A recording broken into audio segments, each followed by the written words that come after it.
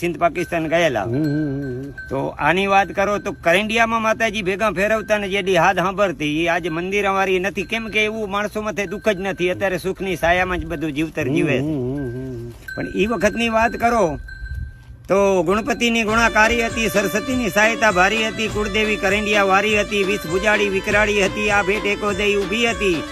અરે ભાઈ ખેડૂતાની ખેતી હતી, બબે હાંતેડે વહેતી હતી, ધાન તેડી ધોરા હતા, કાથરોટ કાળી હતી, ભાઈયારી બરવારી હતી, ઘેરતી દરણા દરવાવાળી હતી, સિંચણીએ પાણી સિંચવાવાળી હતી, હિંચકતી એલે હાલનારી હતી, અને બબે તાવડીએ બેહનારી હતી, એ જોગીયાની જમાત જમાડનારી હતી, અને વણકરના વણ્યા પહેરનારી હતી.